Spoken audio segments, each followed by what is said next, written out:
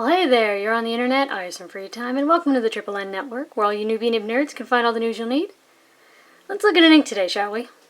Now, today's ink, I have in sample form, and admittedly is one of my much older samples. It's probably at least a year, and the thing is, I was saving it because I am an unapologetic Italiophile, and it is, of course, named after, and brace with me because it's called Giacomo Puccini, but it's named after Giacomo Antonio Domenico Michele Secondo Maria Puccini.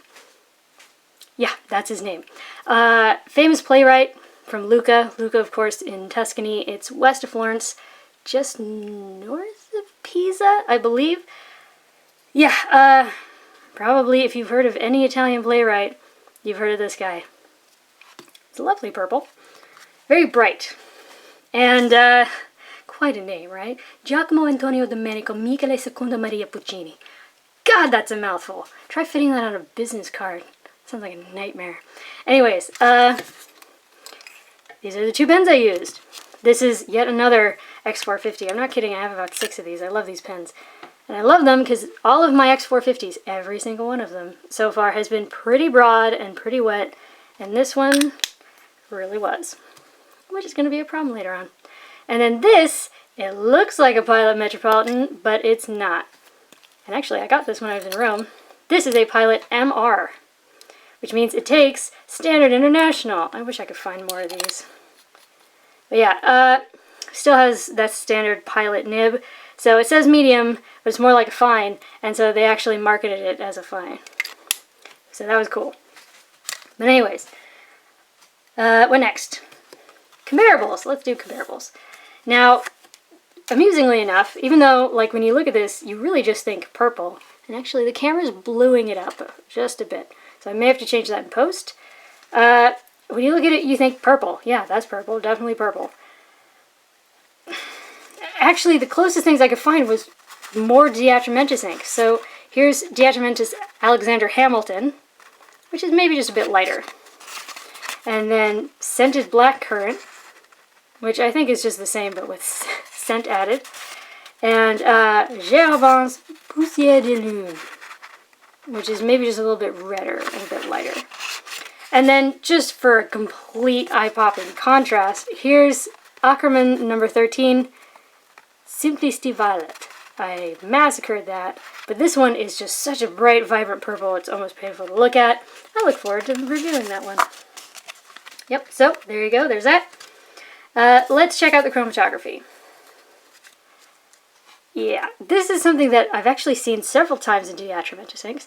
It has this gray base, which you can definitely see. You can definitely see where that initial drop was put, and you get a little bit of this dove gray going up.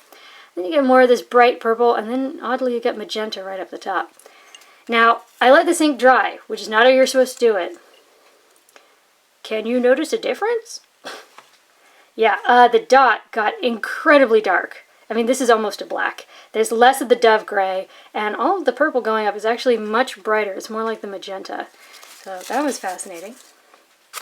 Let's check out the resistance tests I ran. Now, as tends to happen, and kind of like the water test alluded to, that gray really didn't move with the water test, but the sort of pinky magenta stuff started to move around. The 1/3 bleach solution really only affected the purple, and it started to kind of affect the gray, but not much. The ammonia pen flush kind of did the same thing as the water, except maybe moved a bit more of it. Hydrogen peroxide. Honestly, I don't know what it did. The gray stayed, the purple turned funny colors. But yeah. So the reason why I mentioned that this is one of my oldest samples is because if you're familiar with my videos, I occasionally talk about something called DeAtramentis syndrome, which is the longer the ink is out of a vessel, so the longer it's been in a pen, or I guess in some extreme cases, the longer it's been out of a bottle and in a vial, the more the performance, it gets very troublesome. However, I had this ink only in these pens between 8 and 12 hours. 12 max, probably more like 8. And we're going to see some DeAtramentis syndrome popping up. And I think it's just because this is one of my oldest samples. So, yeah. Anyways, moving on. Paper test, top down in density, Clairefontaine 90 grams per square meter. Yeah, it's a very lovely purple. Very purple. You get some nice shading. It's rich color, all good. Very, well not very, but quite wet. I mean, it was seriously flowing out of these pens. So definitely a 7. And we just knocked the camera. My apologies. You can see that in the smear.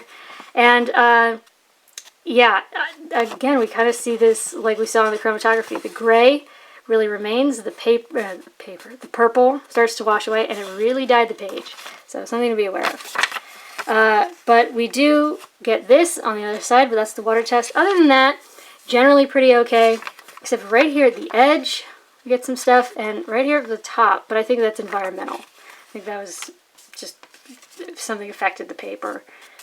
Alright, next up, Fabriano, 85 grams per square meter. It often can handle inks that other papers tend to struggle with.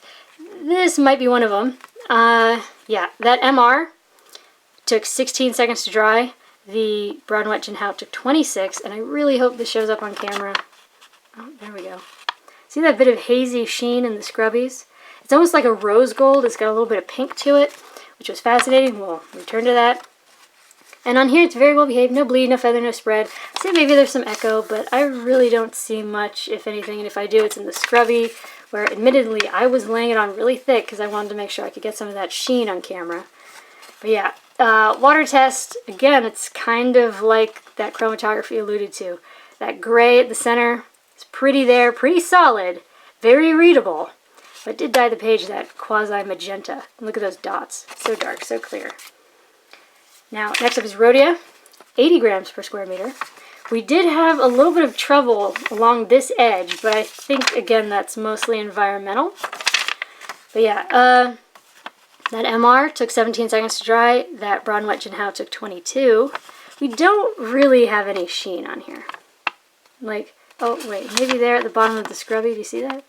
It's like a light hazy sheen, but that's about it. Yeah, and I think it's just mostly environmental along this side of the page because we see little bits of feathering, but we don't really see it anywhere else. Along everywhere else, it's very well behaved. Nice shading.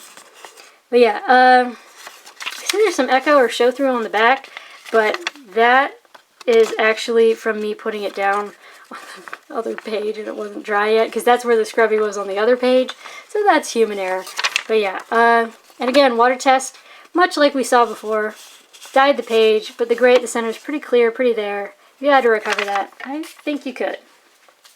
Always depends, how motivated are you? Now, next up is Tomoe River paper, which is known for drawing out dry times, but also really brings out shading or sheen. But since it's so darn thin, it does tend to have a bit of an echo problem. And since this is a fairly dark purple, that is something that's going to be a thing here. Now, that, what you're seeing right there, that was me laying it on really thick. That's human error. Nobody would, with any sense in their head, would put this much ink down. So, that's me. But the reason why was because I wanted you to be able to see this. Now, as you can see, this is not rose gold colored. This is just like bright, vibrant gold. In fact, it's kind of orangey. But man, and the thing is, it shows up in the writing as well. I just wanted to make sure I could at least get it on camera because it's hard to... Oh, no, wait, yeah, we're getting it in the writing. Oh, yeah, okay, maybe I didn't have to lay it on so thick, but, you know, it's really... You never know with this camera. But anyways, yeah, you can tell that there was wet flow.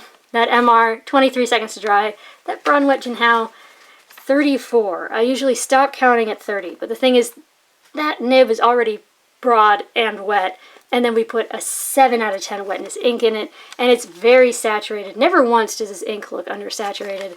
So, I don't know, it kind of follows logic, but yeah. No bleed, no feather, no spread. But of course we had some sheen and we had some echo, but that's because, look at how dark this can get.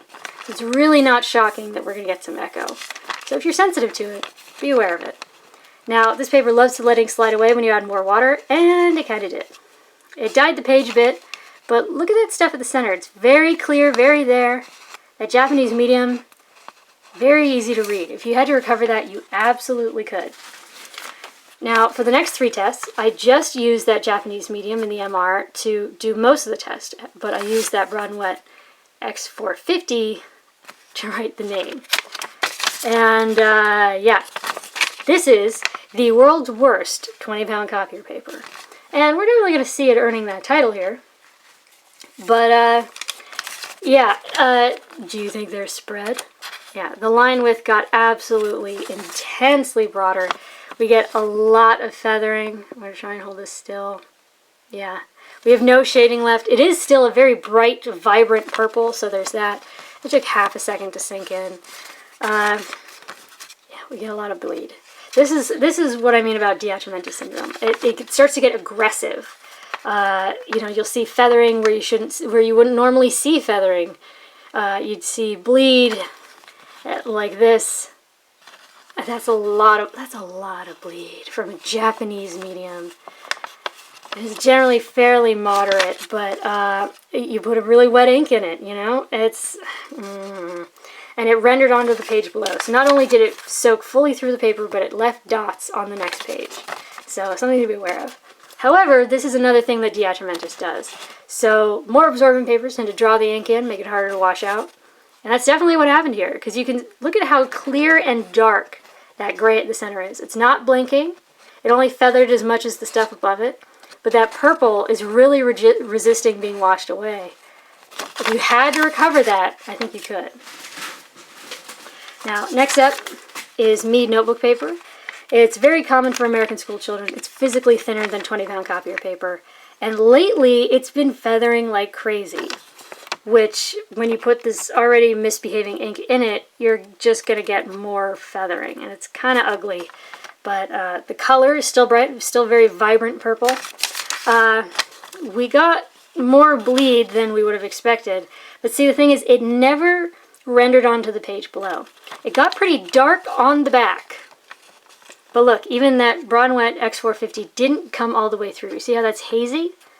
It means it didn't make it all the way through. And most of this didn't either. But yeah, it's not ideal. But again, this paper seriously freaks out when you add water. Here, not bad. It looks like it's been lit on fire. Magenta fire. I don't know. But yeah, the stuff at the center, very clear, very there. Didn't feather, didn't explode. Very recoverable. And lastly is Moleskine notebook paper, which I hate because it hates ink. And it definitely hates this stuff. And I mean, this can't handle most inks that behave well on even 20-pound and Mead. And so we put this wet flowing. It's a monstrosity. Yeah, it took 1 second to dry, but look at this woolly. Oh my god, look at this texture. Just look at the texture here. So much feathering. And a lot of spread. Or actually, I don't even know if it's spread, but if there's just like so many feathers going in either direction that it looks like spread. Ugh. Look at that. You can read this from the back. If you're severely dyslexic like me, and everything looks backwards to you anyway, you can probably read this. Yep. Giacomo Antonio Domenico Michele Secondo Maria Puccini. You can read that. And it got all over the page below. It's just a disaster. Yeah. So here we go. This did something that none of the other tests did. We bring it in close. You can see that this stuff at the center, that gray, that usually was pretty stationary, it starts to feather and explode. And look, it's like starting to overlap. It dyed the whole page. It didn't just like cause the like halos of fire like we saw in the other absorbent papers. It dyed the whole bit of the page. I don't even know what to make of that. Like, yeah, so there you go for your consideration from the Triple N Network. DeAtramentis' Giacomo Puccini. It's a wonderful, bright, vibrant purple. I'm sure when it's fresh, it's fantastic. I don't know, I guess I kind of shot myself in the foot with this one. I was holding on to it because I was excited about it, and in the end, I just made it DeAtramentis syndrome to the moon and back. So, yeah. If you have this ink, please leave a message down below. Inform the rest of us what it's like on a normal basis. I'm sure we'd all appreciate it. So, yeah, for your consideration from the Triple N Network, if you liked the video, please give it a thumbs up. If you'd like to see more, please subscribe to the channel. And thanks for watching. Bye.